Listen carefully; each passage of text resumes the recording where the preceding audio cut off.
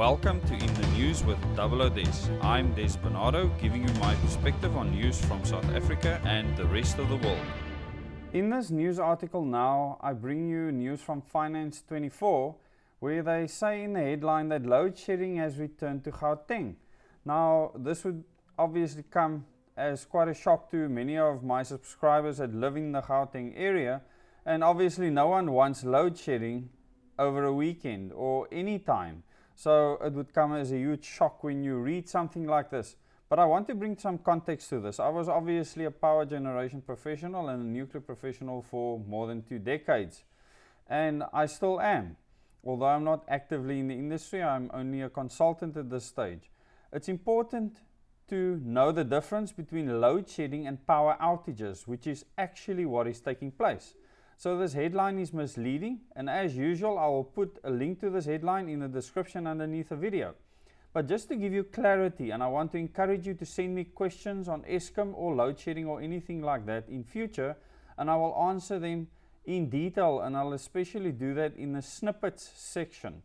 So with regards to this article, what has happened is that many substation transformers and so on have actually blown up or just failed because of illegal connections. Now when you put in a substation or you actually connect up a transformer for a neighborhood, there's only a certain amount of load that transformer can handle, and many of these transformers have got oil inside them that remains in there for a long period of time, and over time that oil can break down, and when there's heavy loads especially, the oil breaks down and later you can get arcing and the transformer can deteriorate, and there can even be a methane explosion.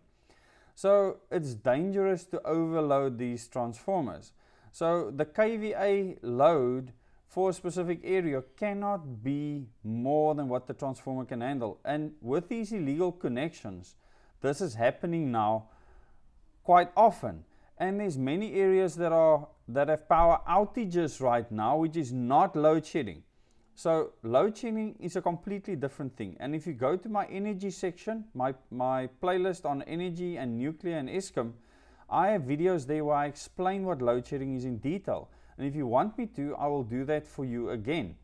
Just maybe shorter, a brief description. But Mamelodi, Eldorado Park have been without electricity since earlier this week. So some people have been without any electricity. Remember, when load shedding is implemented, you are deliberately shedding load and then reinstating that load again, and you rotate this. With power outages, there's a repair that needs to happen. In other words, you need to either repair a transformer or lines that have been stolen or something to that effect. So a power outage will last as long as it takes to repair whatever infrastructure was affected by it. So it's important to understand that difference. So they say that it's illegal connections and overloading that's causing these power outages. And the Eskom has noted with concern a spike in transformer and mini substation explosions caused by network overloading.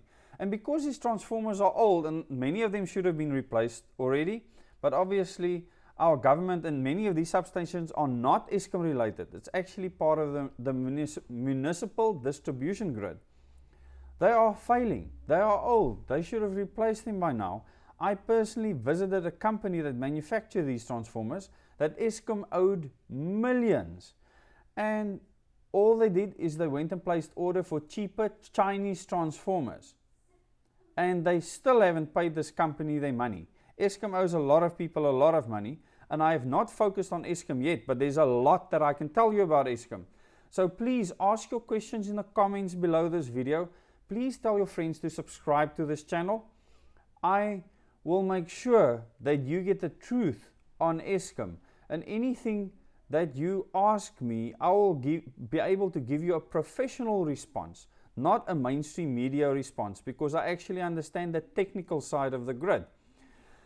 They say as such priority will be given to areas where the customers allow Eskom to conduct orders and to remove illegal connections and to terminate supply to bypass meters. So there's places where meters are installed the very same day that meter gets bypassed. There are people doing this full time. This also happens when orifices are fitted into water lines. when people are wasting water and leaving their taps open. There are plumbers that, as the people put the orifices in, which is a little washer with a small hole that only allows you a trickle of water, there's a plumber coming around to remove it. And that guy, that's his job full time. So this is what is happening behind the scenes, and who ends up paying the bill? The taxpayers. I hope that you enjoyed this section of In the News where I could clarify something for you. No load shedding happening from Eskom or in Gauteng. It is power outages. It is worse. So this is bad news. There is no prediction whether it can become worse or not. But overloading transformers will always cause them to fail, without fail. I thank you very much.